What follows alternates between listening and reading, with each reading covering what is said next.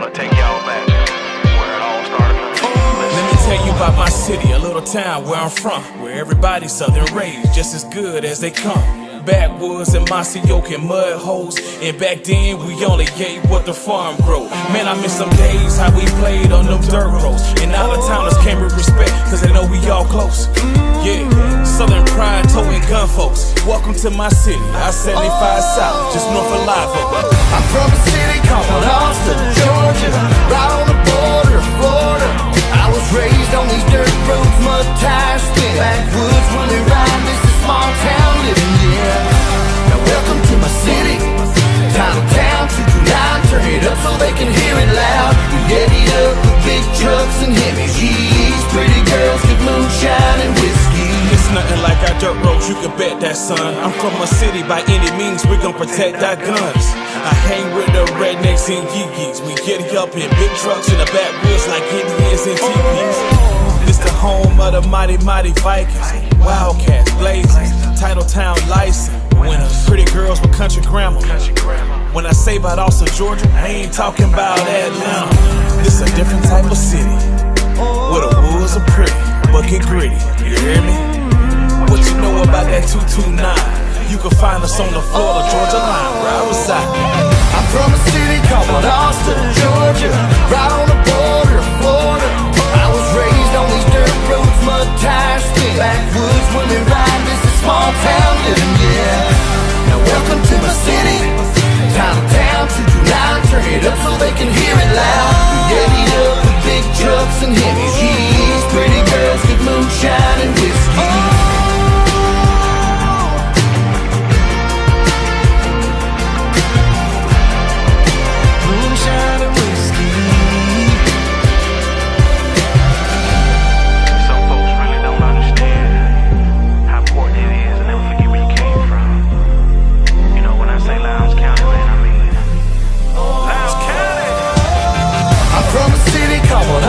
Georgia, right on the border of Florida.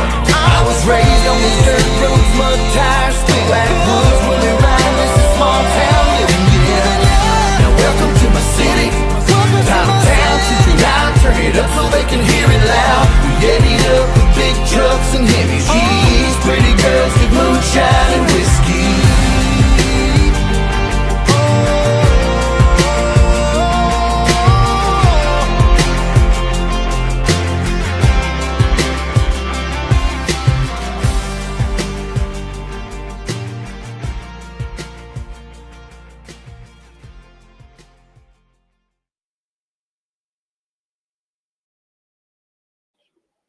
What's up, Title Town? It's Thursday night, and it's time to awaken the nation. Welcome back to the Viking Nation Live. Thank you so much for joining us for the show tonight, and thank you so much for joining us all year long. We've had a fantastic time bringing you the Viking Nation Live every Thursday night, and we look forward to doing several more weeks before we close it out for the season. Don't forget to like and share it on your social media, though, because we need your help to get to our next goal of 13,000 followers on the Viking Nation. By the way, if you're watching tonight, but you haven't followed the Viking Nation on Facebook, what are you waiting for? Do it now. Something that we are doing in the off season is we're going to be expanding our social media footprint and get more active on Instagram and Twitter. I guess you should call it X now. But the former Twitter, you guys know what I'm talking about. We produce great content. And we want to share it with the rest of the world, and we're expanding as well. So we'll see how that goes. Lots of things to be done during the off season. But nonetheless, as far as tonight goes, welcome everyone to the Nation Live. Hope everyone had a great Thanksgiving last week. Is it last week? I mean, it feels like 4 weeks ago, but it was just a few days ago. Hope everyone had a great Thanksgiving day. I certainly did. I hope you guys did not follow my example and eat way too much. Man, I was miserable Thursday night. And then I did it all again all over Friday and was miserable again. So I think we should rename the unofficial Black Friday shopping day after Thanksgiving. I think we should rename that to Ozempic Friday. What do you think? I think it's more appropriate than Black Friday shopping. But anyway, that's me. All right, so it's Christmas time. I love this time of year, and you guys do as well. Hey, when I was driving home today, pulled up into my driveway and noticed the oranges. Yes, I'm talking about oranges because I'm proud of these things. Man, I planted an orange tree in my yard about 3 years ago, something like that. And this is the second season that oranges have produced on this tree. I want to brag about it. I don't have a green thumb at all. Now, my father in law was a longtime farmer up in Alapaha, Georgia. Now, he had a fantastic green thumb, but me, not so much. But guys, check out these oranges that I grew from scratch. I mean, this tree was tiny when I planted this thing. I'm so proud of this thing. I've been taking care of this tree for 3 years now and is producing fruit. So plan to share this productive tree with my buddies Armand and Chase a little bit later because I think I've got enough oranges to go around. Anyway, let's get on with the show. What a week it's been for Georgia high school football. So let me go ahead and bring our super fans. So we've got one in particular tonight. Chase, I don't think can join us tonight. Spending some quality family time with his family. So let me go ahead and bring on Mr. 50. I blew that whole thing. I should know by now. It's not 50, it's 50. Well, we call him the professor. Whatever you want to call him, let's just call him up from the bullpen. Mr. Ahmad Rashad, how are you, man?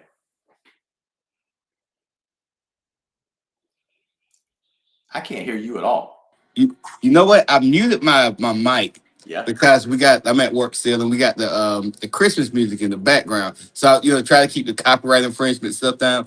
So I muted my mic. Listen, those Facebook AI Autobots, they take that stuff seriously, man. Whew. Oh yeah, yeah. Way serious. You look. Are they?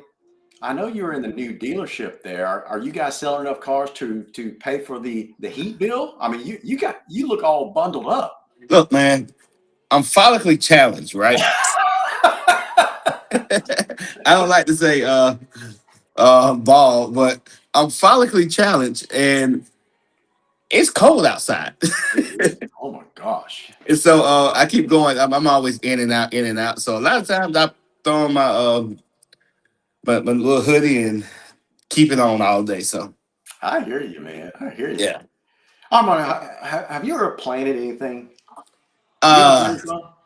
yeah, so I remember I don't have a green thumb. I don't have a green thumb, but I do want a couple of those oranges. But man, I think I was maybe like in the second or fourth grade. Yeah. We planted watermelons and they started to the bloom and produce. And then man, my uncle came through with a lawnmower, cut them up. Oh my That's gosh. that's the most success I've ever had. But my parents a few years ago, a while ago, they planted some lemon trees, Yeah. and man, it's like about every other year, you get a really big harvest, and the next year it's not so big. Right. Right. So yeah, those and they just taste so much better than when you buy them out of the store. That's right. So, That's right. So, Armand, just a quick story.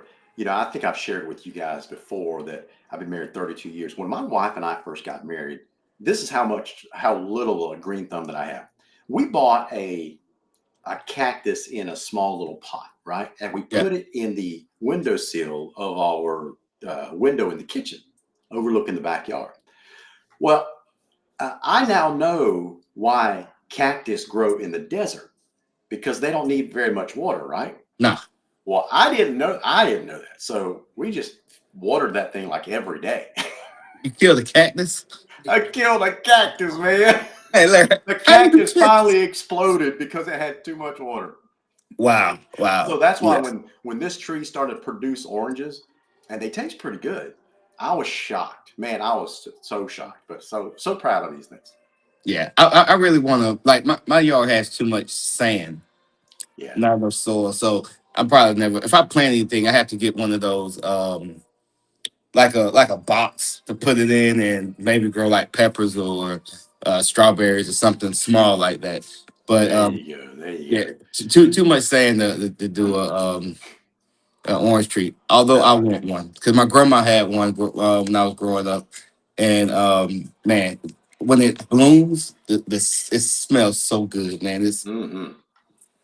Well, Armand, there was a lot to happen in Georgia high school football over the last week or so, right? Last week on the show, we talked at great length about the Gainesville Langston Hughes situation, but that situation has resolved itself. Okay, as we kind of expected, something had to give this week, and what gave was the GHSA relented and basically gave up the fight, and he now is allowing Gainesville to play Langston Hughes at just about full strength, right? So that's good news for Gainesville. Now I hope for their sake they win tomorrow night because they're going to get a lot of ridicule if they don't win tomorrow night, in my opinion. I But mean, they. I guess they watched the Viking Nation and they know my disdain for the decisions that they make. But it was the right decision. It was a decision that they could have came to very quickly. that's right. A lot of it might be just to save face.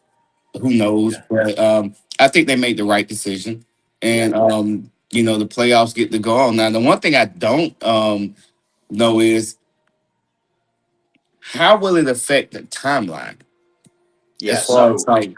yeah. So what's happening is in Class 5A, uh, they basically postponed all the semifinal games in 5A this week, and they're going to move them till next week to allow Gainesville and Langston Hughes to play tomorrow night, and then next Thursday night, I believe I have this right, and next Thursday night, the two semifinal games will be played to get them back on schedule. So that's what they did. So is there a week between? Is there 2 weeks between the semifinal and the final? Um, Let's see. The week of the championship games are, I believe, the middle of December. So like the 15th, 16th, 17th, something like that. yeah. Let me take a look at GSA playoffs. So anyway, hey, listen. While you're looking that up, uh, I will tell you that. Hold on one second, because this is wrong. Let's see. Updated December 3rd. Click here for region alignments after appeals. See, they don't have a date on here. I am so confused. I'm just, yeah, Larry. It don't have. I don't see a date on here. Yeah, so man, I am so confused because here's if it looks like I'm stumbling a little bit right now, I am because I'm looking at just talking about the regions and reclassification, all that stuff for the last few weeks, and this week, yesterday, the GHSA met and finalized the regions for next year. Okay, Yeah, across the state. And basically, what had happened was, a couple of weeks ago, Gainesville was part of this process, this appeals process too, because they were originally scheduled to be put into Region 7 in Class 6A. The new, they're going yeah. back to 7A, right? So they were going to be in the new 6A, and so they were going to be in a Region 7 6A, and so they appealed that and got reassigned. They won that appeal and got reassigned to Region 8 6A. And then this week, I don't know why, but they got moved back to Region 7 after they won their appeal. Mm, And so, and I made some calls, and I was told that their new region, Region 8 6A, appealed as a region to the GHSA for competitive balance argument, that kind of stuff. yeah. And the GHSA basically forced Gainesville to go back to Region 7 6A. Right. And that region has teams like Alpharetta, Johns Creek, Lanier, Milton, Riverwood, and Roswell. So a much tougher region than Appalachia, Cedar Shoals, Clark Central, Habersham Central, Jackson County, Loganville, Mountain View, and Walnut Grove. So on paper, uh, if Gainesville moves to that 8-6A, they are going to dominate that region, right? Yeah, yeah. And so I was told that Gainesville got put back into Region 7, but now I'm on the GHSA's website and they're put back into Region 8. It's like I am so confused. What region is Gainesville actually in next year? So I I got guess to do some digging now. I But guess according to I their guess we website, won't know. I guess we won't know until they officially post it. I guess. Who well, knows? that's what I'm looking at. I'm looking at their website where it talks about the final region alignment. And I was just on here either last night or this morning, and it had Gainesville back in 7. And now I'm looking at it and they're back in 8. It's like, what the heck is going on? So Who knows? maybe my cache on my computer is not updated. I don't think that's the case, but anyway, I'll look into it. I'll look into it. But So, but also like so yeah, so there is a week. So the semifinals, which will be tomorrow, December the 5th, and the finals, the championship games will start Monday, December the 15th, yeah. Okay. which is weird. To have the games on a Monday.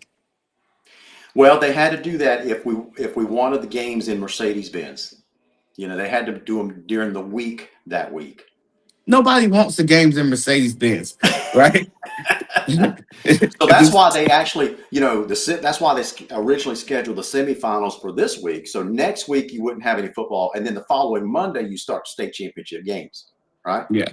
And so, but this Gainesville Langston Hughes thing is kind of throwing a monkey wrench into it. So tomorrow night, Gainesville Langston Hughes will play their quarterfinal game, and then next Thursday night, the 2 semifinal games will be played in Class 5A, and then the following Wednesday night, I believe they'll have the state championship game for Class 5A.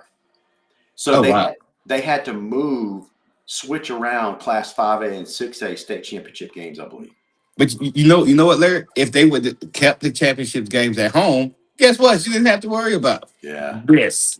I That's all know. I'm saying. That's all I, I'm I, I saying. would love for them to move back, but I don't think we're ever going back to that.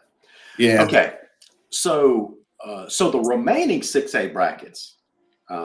Let's talk about that briefly because one of our guys, one of our teams down here is playing in. Because last week we talked about, man, there's a real possibility that Buford could be coming to Valdosta if Buford and Valdosta win their quarterfinal games, and that has happened. Mhm. So the Mean Green Machine is coming to Valdosta tomorrow night, Bazemore Hyder Stadium. Yeah. Hey, listen, I know guys like Kerry Claiborne. He's a Buford guy. Kerry, if you're watching tonight, I want to give you guys a heads up.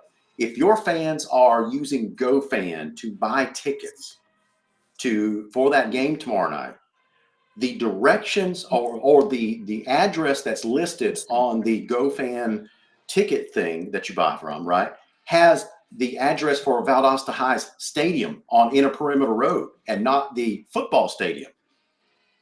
So, and if you hit the Get Directions button, it takes you to the high school location on Perimeter Road. So, Kerry, if you're watching, give your Buford fans a heads up that you guys will want to Google the address for Bazemore Hyder Stadium, which is not located on Valdosta High's campus. Okay, so Very that, important. that's a PSA for you, Kerry. Don't say I don't love you, man. And Even you though want you're a Buford guy. and you want to get there early too, because parking is so limited over there. Parking is a challenge over there at Bazemore Hyder, no doubt, no doubt.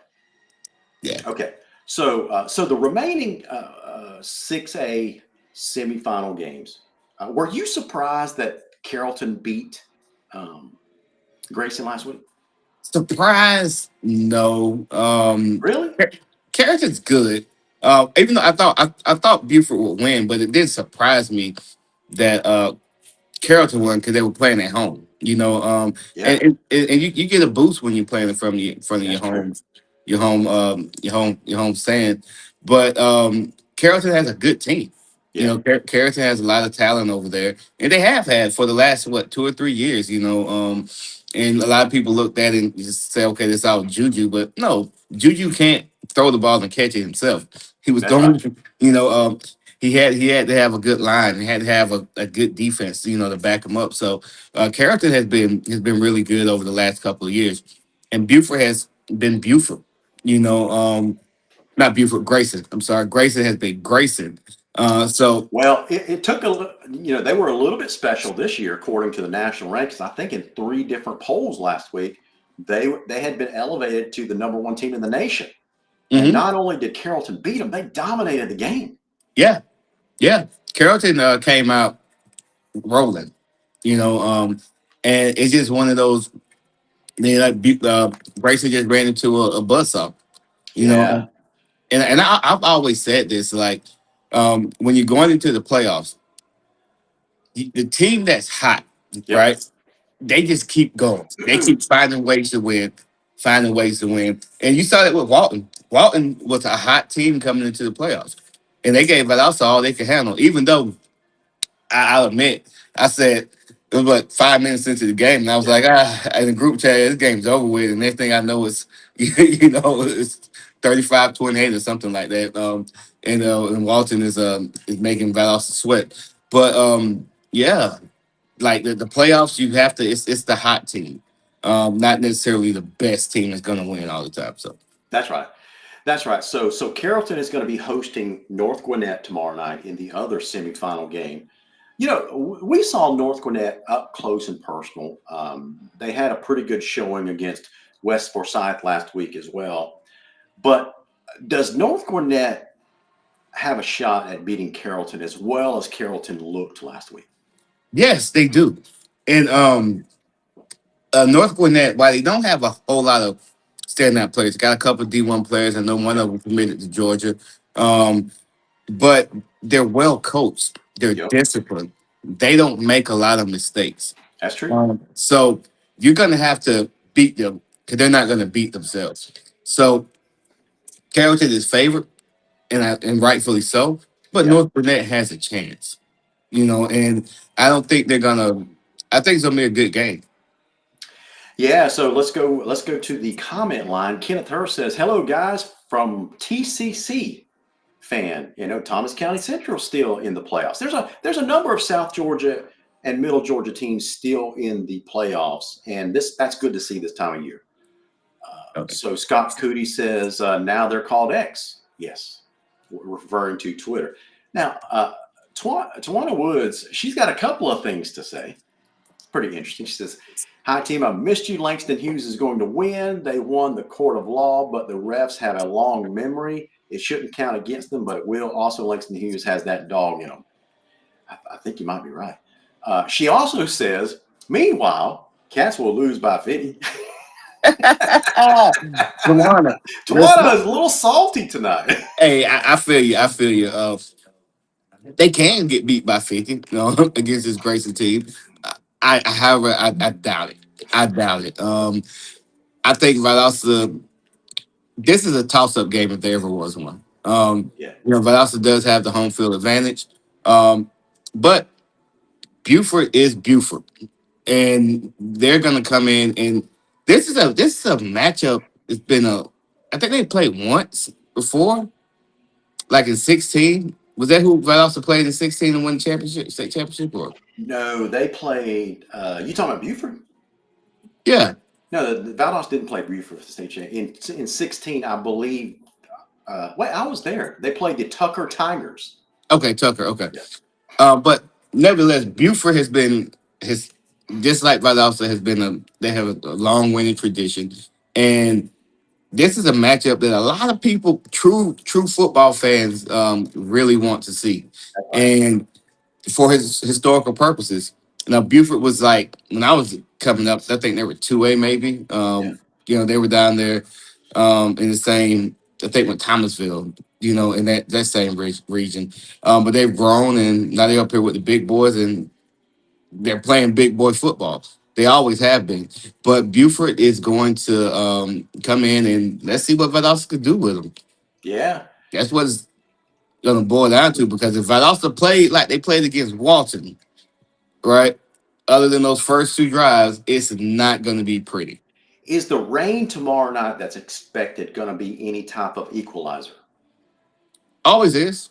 It always is. But also is a run first team. You Yeah. know, they like to establish the run. Um, Buford they run the ball pretty well too. So it's going to be a battle of attrition. I think so. I'm not. It's a toss up. I think they're evenly matched teams. Yeah.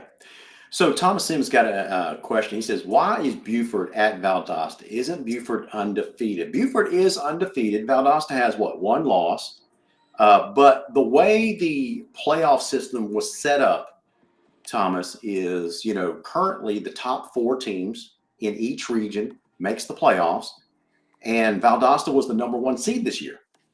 And so it really doesn't matter what the record was. They were the number one seed coming out of Region 1. Now, guess what? Buford was also their region's number one seed. So the way the system works now is if you have two like seeded teams, like number one seed versus number one seed, who gets the home field advantage? The way the GHSA determines it is with a coin toss. So last week they did a universal coin toss that affected every team in the state. And they basically determined who's on the upper bracket, who's on the lower bracket. They said the lower bracket had heads. He flipped the coins, and every team in the lower part of the bracket won that coin toss. So if both of those teams advance, that team that won the coin toss gets the home field advantage, and that's what happened. So in essence, Alan Lott is right when he says Valdosta got lucky. Yeah, you're always lucky when you win a coin toss, Mhm. right? So that's why they don't go on records this deep in the season. It's all playoff seeding. Now, interestingly enough, next year, Armand, that system is going to change, Yeah. right? So we're not going to go number one through number four seed in each region. And we'll talk about that a little bit later because I did something interesting, Armand, and I plotted what would have happened if we had applied the postseason rankings to this year's Lowndes Vikings. And let's see if that would have changed anything. Okay. So that's going to be an interesting discussion in a few minutes. All right. So, hey, before we move on any further, I do want to recognize a handful of student athletes there at Lowndes High. And that's, first of all, congratulations to Mason Pate. Armand, are you a golfer? Absolutely not. Some people call it a sport, but yeah, Yeah, I've tried to be one, and I guess technically I'm still one, but I can guarantee you now, Pate and his dad, for that matter, Travis, they would both smoke me on the golf course. listen, I don't. If I was golfing, I wouldn't stand a chance of making it into heaven. That's all I'm saying. Yeah, If I was a golfer, yeah, yeah, because I'm throwing clubs and cutting, so I left that stuff alone. yeah, It's not for yep. me.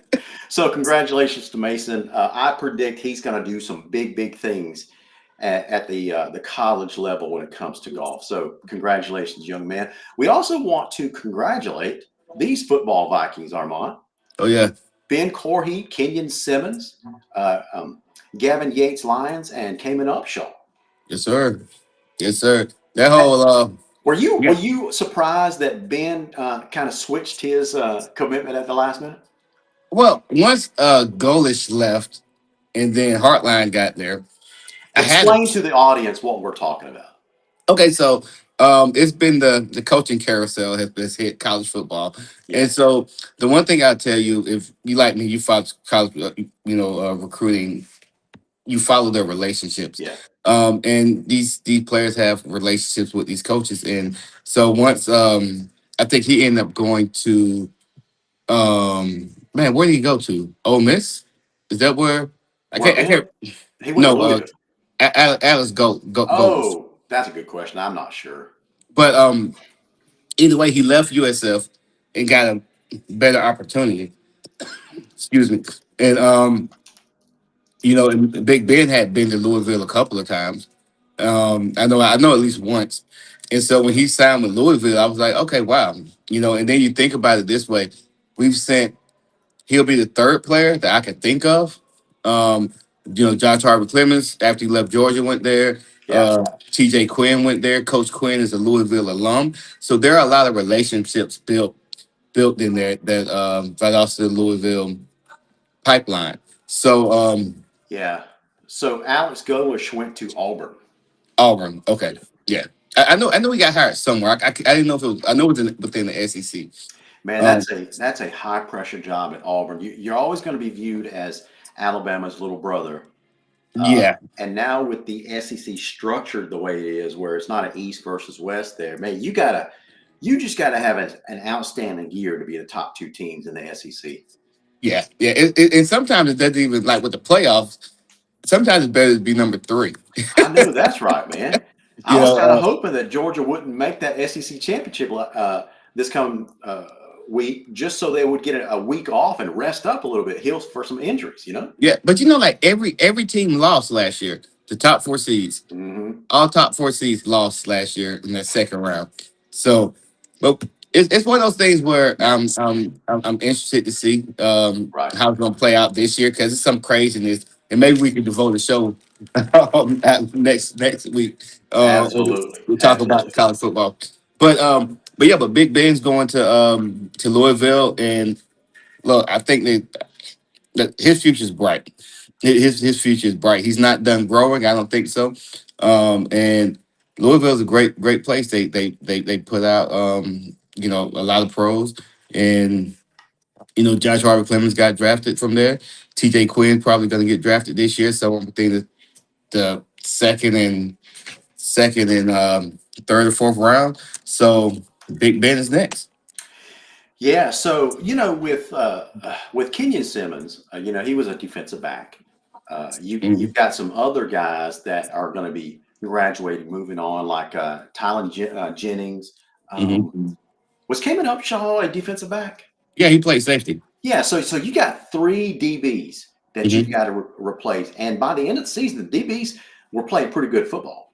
Yeah, So you got to replace the majority of your defensive backs back there. So that's one of the things that we'll be talking about as we go on as well. And so congratulations to these guys, but we've got some serious shoes to fill in that starting rotation beginning oh next yeah, year. So congratulations to Ben Corhey, Kenyon Simmons, Gavin Yates Lyons, and Cayman Upshaw. Man, yeah.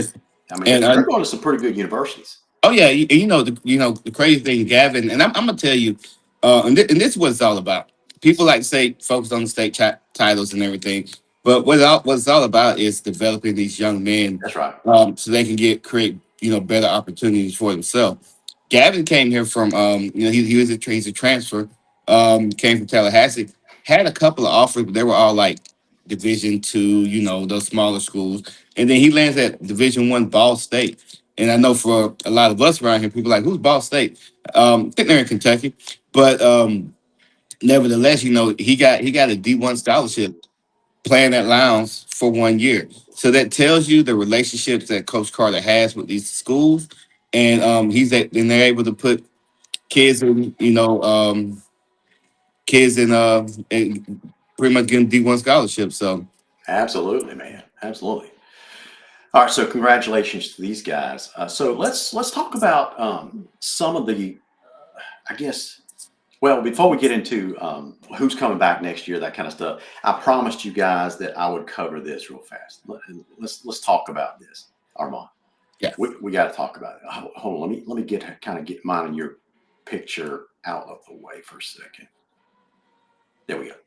Okay, so guys, check this out. Um, This is what would happen if we were using the new postseason rankings this year instead of waiting till next year. And if you take a look at the lower right hand side of the bracket there, okay, you got it's going to look a little bit different. And here's what I mean by that. Let me blow it up where you guys can see this clearly. Can you see that, Arma? Not really because I ain't got my glasses on, but they're Oh, going okay. on 1 second. All right, I'll describe it. So in the lower right-hand corner, this is assuming that Lowndes finished the year as the number 2 seed, not just in the region, Armand, but statewide. Okay, because the new postseason ranking next year is going to use a kind of a complicated formula that involves 3 parts. If you'll recall, several shows ago that we talked about what that new formula is going to look like, right? So a third of it is our own winning percentage. A third of it is going to be our opponent's winning percentage, and then our opponent's winning percentage, right? So when you add all that together and you apply that formula to this year's results, Lowndes would have either been 1 or number 2 in the state. Okay, let's assume for a second they're the number 2 team, and Buford, I think, would have been the number 1 team.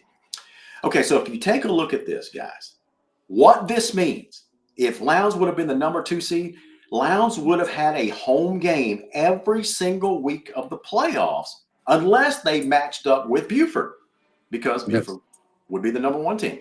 Let's look at how differently the playoffs would have looked. We would have played North Forsyth. They were the 31st ranked team in the state at home in the first round. And then we would have hosted Mill Creek, because they probably would have beaten North Cobb. So we would have hosted Mill Creek in the second round. And then look at the third round. I know we lost to North Gwinnett, but in this scenario, we would have played North Gwinnett at home in the third round. I like our chances. I've said it many, many times, Armand. I like our chances playing against anybody in Martin Stadium. Yeah, I mean, we've been undefeated at the Concrete Palace for the last 2 years. Yeah, exactly right. And So it's that's how it would look. And then look who we would have hosted in the semifinals. We would have Grayson. hosted Grayson in the semifinals, and we've beaten Grayson in the past at home. Yeah. Right. And so then that would have probably taken us to the state championship game in Mercedes against Buford or Carrollton. Now take a look at how Valdosta would have fared if it were this year. Okay. I think that's got them the number 8 seed based on the postseason. Guys like Larry Pope, I'm not making this up. You know, the GHSA ran these numbers. Valdosta had been the number 8 ranked team. Now, it would have been a little bit different because they still won the region, but that only guarantees that you're going to host a playoff game. Okay. It doesn't guarantee that you're going to be seated higher or whatever. So Valdosta would have been the number 8 seed. They would have taken on Norcross. They would have hosted Norcross at home, then hosted Harrison, then hosted Buford in the third round. And that would have been an interesting scenario to have. And then if they would have beaten Buford in the third round, right? Let's assume for a second, I've got on this that Buford would have won, but let's assume for a second Valdosta wins this matchup. And then they would take on Carrollton. Okay. I can't remember if Carrollton was a higher seed or not. So Carrollton was, I didn't even write that down. So let's assume for a second. So that would have been back-to-back weeks that Valdosta would have played Buford and Carrollton if we were playing the PSR model this year instead of waiting to next year. So, guys, it could have totally changed the playoff landscape. That's why next year's playoff season is going to be so interesting moving forward. Wasn't that a kind of a fun look? Yeah, it is, and you know, and it's interesting. It's just something to look forward to next year. You know, you know, yeah. But also, that would have been a tough road to hoe to get through that. That's a gauntlet. You talking about running the gauntlet? That upper left hand corner. Yeah, that's a gauntlet. Yeah. So it's next year. It's going to be wild, man. You know, this time. Well, when we in the week of October, looking forward to the playoffs that's going to be starting a week or so from now. It's going to be a fun discussion. It's going to be a fun. You know what's going to make it even more fun? It's only. I predict it's going to take on some of the debate that we hear with the college football playoffs. Yeah. Who should have been seated here? Who should have been seated there? That kind of stuff. Yeah, it's gonna be interesting, and I can't wait because when we have this show, the week after, and we have this show, we might have to come on a Monday or a Tuesday that week, just so we can have 2 shows that week to talk about how we feel about the selection and where they were seated, and then talk about the game. So it's gonna be interesting. More content for us. Yeah, I remember. Earlier this year, when the GHSA had passed that postseason ranking format for next year, and we started talking about it, and a lot of our fans did not like this. I was one of them. I'm one of them. Right? But the more that we move towards this new model, and we see how it could help these Southern teams down here, I think people are starting to change their tune. Yeah. like I said, we have to see it play out. You know, I'm a traditionalist. I don't like how the current playoff thing is set up, right? You want to Um, go back to a North Georgia versus South Georgia model, don't you? absolutely, absolutely. You know, eliminate some of that travel, and we meet up in the dome for the semifinals, and the highest ranked team hosts the game after the semifinals. I hear you, but the only problem with that is there's only one region down here. Yeah, I know. So I mean, we could play a 2 week playoff to determine a South champion down here, and then Yeah, get 2 weeks off if you want. I guess. yeah. I mean, or like I don't know. It's there's different ways to do it. I mean, like we traveled to I think Bradwell Institute and to Benedictine, and then we went to the Dome. So that's still 2.5 3 hours travel. So no matter how it shakes, unless you are that number one seed, or you're gonna have to travel. So That's right. That's right. Now, there's some interesting questions that's being asked, like who's going to seed these teams? Does strength of schedule count in the new model rankings? That kind of stuff. Okay, so let me go ahead, Arma. I would tell you guys, if you remember a long, long time ago in a land far, far away, this thing called the BCS, right? It's similar to that. So if you can remember the BCS in college football, it's going to be similar to that. Yeah. Hey, you want to see something real What's quick? that? Juan? The boys' basketball season has just started, right? Yeah, So this new model, the postseason ranking, if you had applied it to boys basketball, so it's not going to affect them this year, but the GHSA has already started posting postseason ranking scores for this year's current teams, right? I yeah. want to show you guys something and what Rashawn Benjamin is doing at Lowndes. Check this out. I mean, I just looked at that and I was really surprised. Okay, so I think y'all are going to like what I'm about to show you. Let me tell you, congratulations to Coach Rashawn Benjamin. Armand, check this out. Let me get our name things off of there. Okay, I can see Lowndes. You see Lowndes? That's all I can see. Okay, guys, Lowndes is currently ranked number one in the state as far as postseason rankings for boys basketball goes. How impressive that they're 3-1, and I know it's a very, very young season, right? But I want to show you something because it's going to be very, very similar when it comes to football. It's basically the same formula. Check this out. Here's there's 4 columns right here. Okay, you see my mouse right there. So this is our winning percentage. Okay, this is Lowndes' winning percentage. This is our opponents that we play and their winning percentage. This is what is helping Lowndes boys basketball. Look at the opponents that Rashawn Benjamin's teams has played so far. Yeah, I can't see it, so I'm going to my computer to look at it. Oh man, even Our my last opponents have a 98% winning percentage. So by beating our opponents and our opponents having such a high winning percentage, that elevates our score. And then that final column is your opponent's winning percentage. So here's our opponents. And so who do our opponents play? And so that's what this column is. Okay. So you add yeah, 3 columns together and you get a postseason ranking or a PSR score.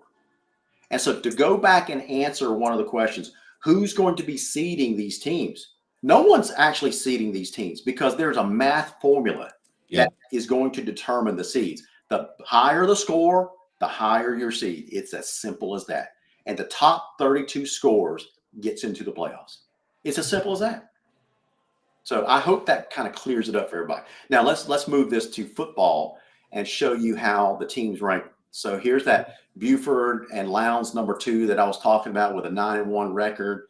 And this is just only measuring the regular season. Okay.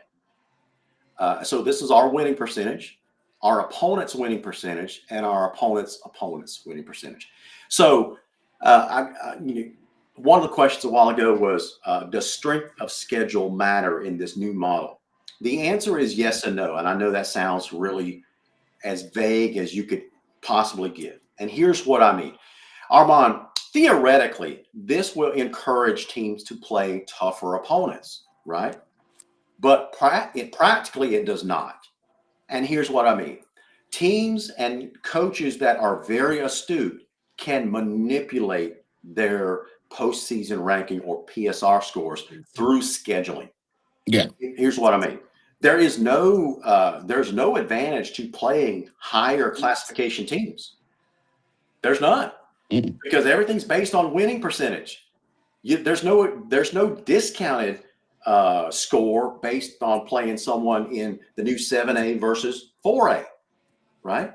So Yeah. as long as your opponents play decent opponents too, then your bases are covered. That's the only thing I don't like about this system. Yeah, because like we can, like you can play Brooks County, and this is no disrespect to any of the teams I'm calling out, That's right. but you can play teams like Brooks County, Cook County, who else?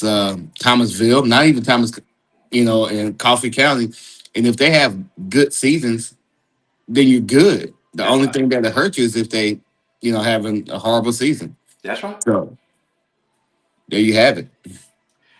All right. So here's the, guys, if you ever want to take a look at the breakdown of the actual scores itself, I mean, it can get complicated because I'm actually showing it to you on the screen, and I'll walk you through how to do that.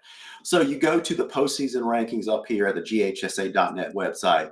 You go to resources, you choose postseason rankings, and that will list all the PSR scores for all the different sports. Okay. You choose football, and then you bring up this page, and out to the right of that, next to the score, you click on explain, and it breaks everything down for you. Okay. Including the explanations and the formula itself. Okay. So I hope that helps, and I hope that clears up some, I guess, confusion or makes things more clear as we move forward. Okay. Oh, yeah. All right. So let me go ahead and take that off the screen. Okay. So now we're back. All right. So let's go back to our comments. Make it happen 2026. Go Viking Nation. Adrian Lyon says that. Is it Adrena or Adrian? Is it Adrena? Adrena. That's Gabby's mom. Okay, gotcha. Yeah. I think I asked that before, and I'm sorry, Adrena. I just keep forgetting. I've got a 55-year-old brain, and sometimes I just forget things. So my apologies. Jerry O'Neill says, "Who's going to see these teams?" I think we answered that. Let's see. I think that covers all the comments. Let me go back and make sure. Larry Pope, he's a Van Austin fan. Yeah. He says, "Hello, fellas. See y'all at the game." And I think what he's referring to is we'll see you guys in the stands at the game. You won't. I can't give him the satisfaction. No. I'll watch it on TV, and then my reactions will come later. That's exactly right. Now, Larry, I will be in the stands because I love high school football, and I want to support you guys too. Because if we can't win, I hope you guys do. Even though you guys are going to be rubbing it in if you end up eventually win, but I can deal with that because you guys are a hometown team. Well, I got an excuse. I have to work. You got to make the economy go. I like it. Yeah. I got. Somebody's got to do it. Somebody's got to do it. So I don't mind doing it on a Friday night. That's right. And you listen. And I think you'll feel better as how did you put it, Armand? As follicularly challenged as you are, it'll be better inside tomorrow versus outside. Yes. I'm follically challenged, people. Follically challenged. Oh yeah. All right, guys. So we talked about PSR scores. We talked about Austin Buford. Hey, Armand, let me get your honest opinion. Yes, sir. Pretend it's just me and you talking, and pretend that there's not hundreds of people and thousands of people watching and on demand later on when you eventually answer this question. If North Gwinnett had to play at Martin Stadium, if Buford has to come and play at Martin Stadium, percentage-wise for both of those teams, what kind of percentage would you give Lowndes as having a chance to win? Let's go with North Gwinnett first. 65% 65% chance. So we go up there to North Gwinnett, lay an egg, And so you think that that doesn't happen at all. You got a 65% chance of beating North Gwinnett at home. Yeah, I do. I do too, man. Loudon, I don't know, for whatever reason, they are more jazzed up at home. You could tell just by the body language on the Yes. sidelines before the first kickoff. We were just not as jazzed as we are at Martin Stadium. It was a flat It was feeling. a weird feeling. We talked about Yeah, that on the sideline. It just had a weird feeling to it. yeah, You know? yeah. That was like I was like, man, this and then like the field is weird. It's like so much space. It's North Gwinnett is a weird place to go to. I Yeah, mean, I mean, like as far as the field, when you yeah. it takes forever in a day to get there. But when you look at the field, like everything's so far away. Because of the track that's around it. Yeah, yeah, and it's just a weird feeling. It kind of reminded me of well, Warner Robins played Veteran Stadium, I think Yeah. that is, and you got the back of you see the interstate. It's just kind of weird. Like the fans are so far away. It's just one of those weird Yeah, you're things. right. North Gwinnett, their sidelines are pretty wide to Massive. begin with. It's massive. Yeah, and then on top of that, you have the track that separates the field from the bleachers. And yeah, you're right. You're right. Yeah, it's like playing in an abyss. that's what it was like. That's what it was like. So That's right. That's right. Okay, so you think that we had a 65 chance? Now let's talk about Buford. Buford's a different animal. yeah, So what if Buford came to Martin Stadium? 51.97. Oh, being very, very precise there. Yeah, yeah, very precise. And they're just giving us the home field. It will be a toss up, but definitely a better chance of winning there here than there. You know, it's kind of is what it is. Yeah. I've always wondered um, why. I can understand why Florida teams don't do this, but when teams like Buford or Grayson or when they first kick off at Martin Stadium, I wonder why because their coach knows about the reputation of our band and what we do. There, Yeah, right? So I wonder why they just don't go ahead and get that over with early in the game. I don't know. And they always seem to wait until second quarter, sometimes third quarter, and it's like, why don't y'all wait? I don't understand this. It's not Yeah, like a secret that we do this. but well, we haven't done it yet, so and it hasn't affected them. You know, Yep. so yeah, and then you got the band, and you got the Concrete Crazies, Yep. right? And then you got the home side on the visitor side. And then you got the home side as well that's going crazy. And it's an atmosphere. It's a true home field advantage. Yes. Sometimes I saw some comments after we played. Who did we play at home in that first round? So I can't remember, but I saw some comments on social media that some fans from our opposing team. Who did we play in the first round? I can't Collins remember. Hill. Collins Hill. Yeah, Yeah. one of the Collins Hill fans had kind of complained about some of our fans sitting on the visitor side. But I guess unless you visit one of these southern stadiums where it's Colquitt County or Lowndes, whatever, there's a number of our fans that buy season tickets on the visitor side because Yeah. they just enjoy being over there for whatever reason. Right. Yeah. I don't I mean, understand why some fans complain about it. I can tell you why, because I sat over there for many years. Yeah. It's not as much hustle and bustle. Yeah. You get in there, like all the kids are on the home side, and most of those people that sit over there are true fans. They don't have any kids playing or nobody in the band. Well, some of them do, but it's just you get in and get out. Yeah. The lines aren't extremely long to go to the bathroom or go to the concession stand. It's really a peaceful time if you really want to watch the game. in Honestly, true man, sense. if we didn't do what we do on Friday nights, I think Yeah, I would be tempted to sit on the visitor side too. Now, I would be tempted to migrate to the 50-yard line yeah, if I sat over there.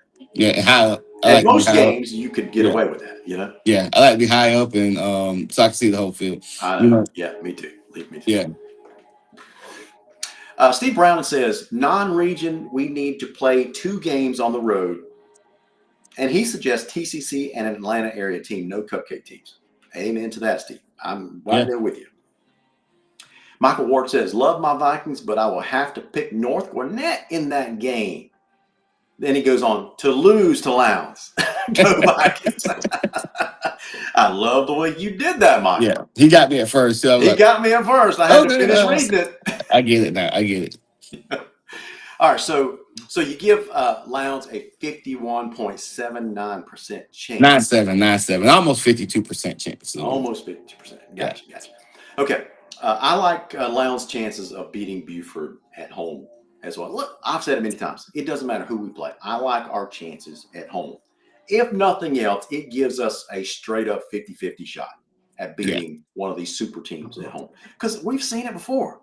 You know, uh, against teams, some South Florida powerhouses like Northwestern. yeah, That one year they came up, right? Heavily favored. One of the really, really good teams down there. And they just didn't, you know, when you step onto that field at Martin Stadium and everybody's crazy, you're used to playing in front of a few hundred fans, and all of a sudden you look up in the stands and there's several thousand. And you got this big 7,000 member band. It does look intimidating to some folks, and some teenagers don't handle it well. That's why I like.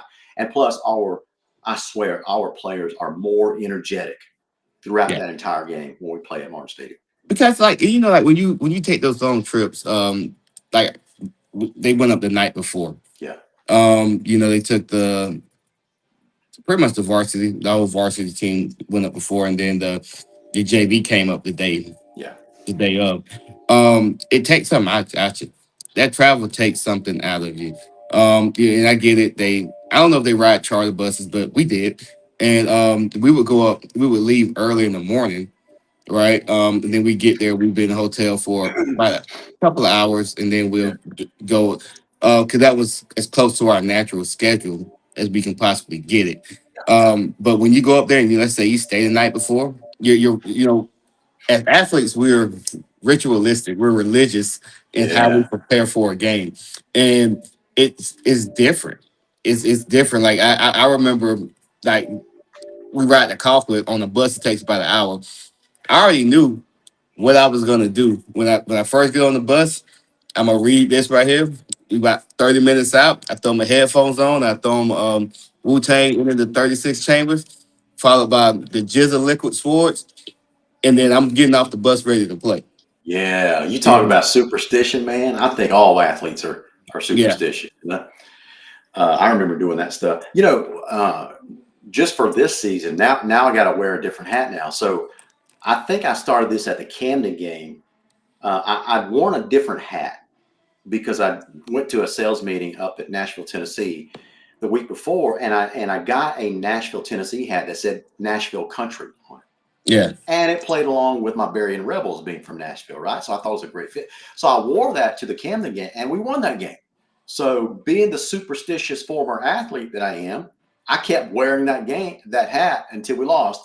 And we lost against Valdosta, but I wasn't at the Valdosta game. So it's like, that's why we didn't win, because the hat wasn't there, right? So I wore the hat again, and then it broke the street against North Gwinnett. So now I yeah, got to change a different hat. yeah. I think we're gonna have some different hats. I think you're gonna see some Viking Nation hats Absolutely. coming So, soon. So listen, and last couple of minutes of the show, and we'll get into this in a little bit more detail next week, guys. But uh, Armand, let me ask you: Are you concerned any about some of the positions and some of the players that we're going to have to be replacing next year due to graduation? Before you answer that question, let me list out yeah, some of these players. Okay, Ty Jennings, defensive back; Kenyon Simmons, defensive back; Kamen Upshaw, defensive back; McCameron Harris, wide receiver; mhm. Ant Martin, defensive back; Back Khalil Williams, wide receiver; Gavin Yates Lyons, defensive defensive backs. back. You see there's a pattern here? Yeah, Malik Reddick, defensive line; Joe mhm. Henry, wide Receiver. receiver.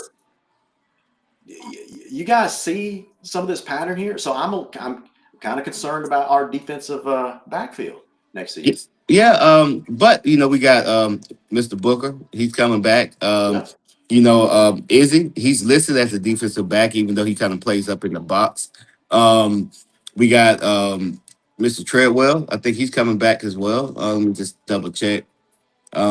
Yep, he's listed as a defensive back, playing up in the box. yeah, So and it wouldn't surprise me if you see them two at the safety positions. I think am I concerned? Always concerned, right? Always concerned because like we don't play a lot of young players in critical moments, right? Yeah. Their rotation tends to come on the defensive line more so than the back seven.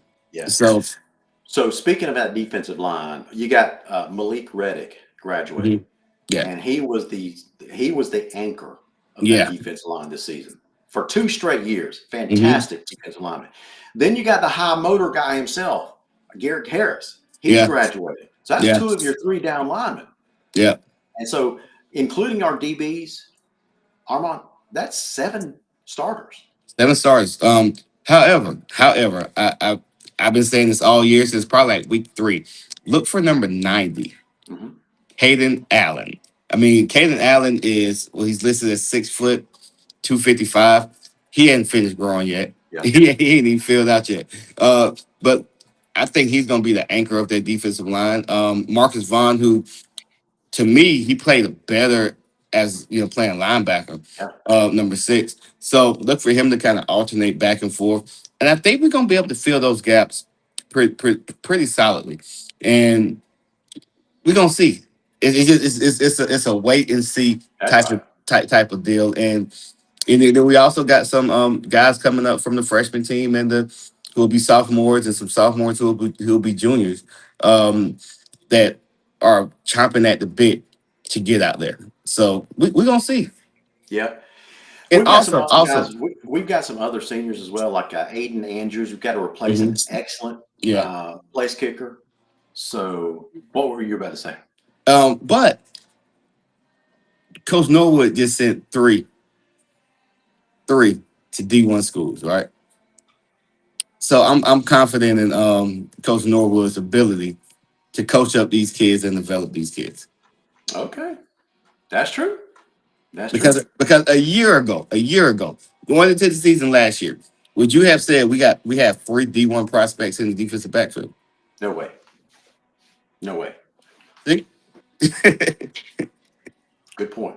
Real good That's point. that's what I'm saying. I think Coach Norwood Do is what you got to do to keep Josh Norwood on that staff. yep, back up the brakes truck if you have to.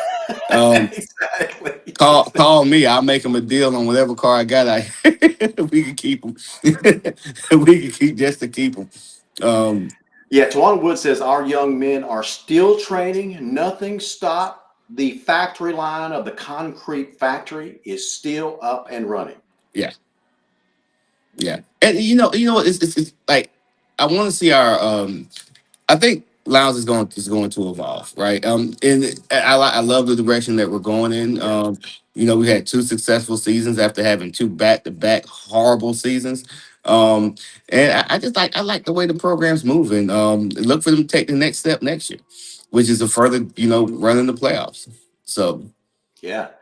All right. So, guys, just to wrap things up on the offensive side of the ball, we've got some guys graduating as well, and again, we'll get into more depth next week. But guys like Eli Moore, a mhm. productive offensive lineman this year. You Yeah, got guys like Colt Fleming, mm, Ben Forty. You know, yeah, um, Markel Young. yeah. Um, yeah, who was a But you got some young guys. Now Abram Eisenhower he's coming back for a senior year, right? You got some mhm. up and coming guys that's going to have some massive roles next year, like Cam Brown, Yeah, right? Cam Brown. He's a sophomore. He ended up playing. And also, um, we talk about the IHOP twins a lot, but Markel Young is a name that we haven't said enough about. That young man was a defensive tackle going into fall camp, switched over and started at guard and handled himself adequately. So Yeah, Markel Young, man, shout out to you. You did a great job this year, man. And it was absolutely. unselfish too. Unselfishly went over to the offensive line and helped anchor that line and made it as productive as it was. So That's right. Exactly right, man. So good stuff, guys. We'll get into more about the future of Lions football and what we're kind of hoping for to see in the spring and going into summer 7-on-7s next year. So that's going to shake itself out. But anyway, that's going to wrap it up for the show tonight. Hopefully next week we'll have our full slate of super fans on here. Guys, if you ever want to opine on the show, give us a shout. I mean, we invited a guest last week, Justin Gaskins. He may come on to the show again in the future.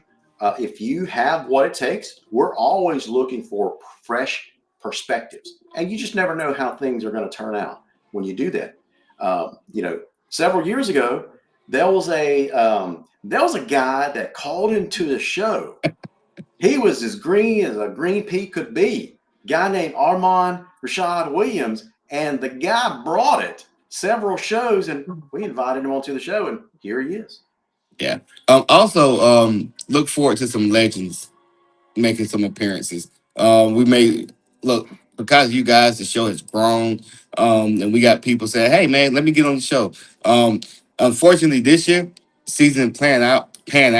So we'll we'll kind of won't kind of chicken before they hatch and get those guys set up to come on. But matter of fact, when I was in North Gwinnett, I ran into Randall Godfrey. Yeah, And he was like, "Hey man, I want to come on. I want to come on. Just let me know what you need, So we're gonna do some future scouting and bring on some of these legends. I'm pretty sure y'all want to know what Jalen Carter's doing, what Smoke Fleming's doing. Jakari Brown. We're gonna do everything we can to get those people to come back and just lend us about 15, 20 minutes of their time. So absolutely. I had a chance to speak to Randolph a few minutes up there, and he surprised me. He told me how much he loves the show.